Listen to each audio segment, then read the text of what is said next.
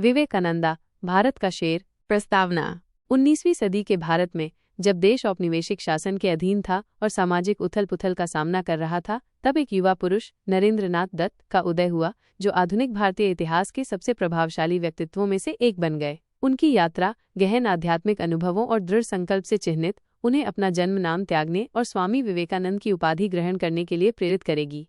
एक ऐसा नाम जो महाद्वीपों में गूंजेगा और लाखों लोगों को प्रेरित करेगा। प्रारंभिक जीवन और आध्यात्मिक जागरण। 1863 में कलकत्ता में जन्मे नरेंद्रनाथ एक कुशल बालक थे, जिनमें बुद्धि और ज्ञान की प्यास थी। वो अपनी पढ़ाई में उत्कृष्ट थे और अपनी तीखी बुद्धि और आकर्षक व्यक्तित्व के लिए जाने जाते थे। हालांकि उनकी प्रतिभा की सतह के नीचे एक गहरी आध्यात्मिक लालसा छिपी हुई थी, सत्य की खोज, जो उनके जीवन के पाठ्यक्रम को आकार देगी। रामकृष्ण परमहंस के साथ मुलाकात।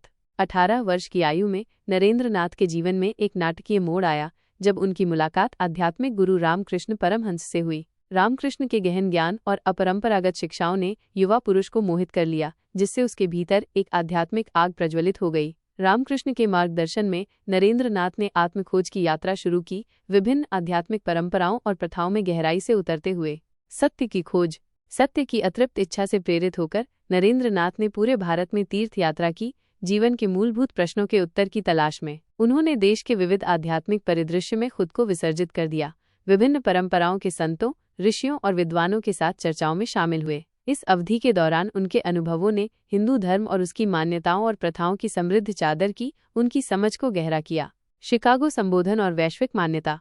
1893 में नरेंद्रनाथ, जिन्हें अब स्वामी विवेकानंद के नाम से जाना जाता है, शिकागो में विश्व धर्म संसद में गए। उनका शक्तिशाली संबोधन, जो दृढ़ विश्वास के साथ दिया गया था, दर्शकों को मोहित कर गया और हिंदू धर्म को दुनिया के सामने एक गहन और सार्वभौमिक दर्शन के रूप में पेश किया। विवेकानंद का सहिष्णुता, सार्वभौमिक भाईचारे और प्रत्येक आत्मा की अंतर्निहित दिव्यता के संदेश ने सभी क्षेत्रों के लोगों के साथ प्रतिध्वनित किया।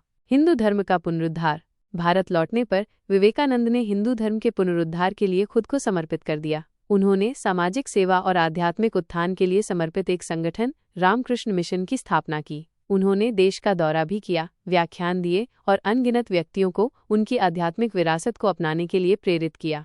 प्रेरणा की विरासत। स्वामी विवेकानंद का जीवन और शिक्षाएं आज भी दुनिया भर में लाखों लोगों को प्रेरित करती हैं। आत्मनिर्भरता, मानवता की सेवा और आध्यात्मिक ज्ञान की खोज के उनके संदेश पीढ़ियों से प्रतिध्वनित होते रहे हैं। उन्हें एक दूरदर्शी के रूप में याद किया जाता है, जिन्होंने पूर्व और पश्चिम के बीच की खाई को पाट दिया, विभिन्न संस्कृतियों के बीच सद्भाव और समझ को बढ़ावा दिया। स्थायी विरासत।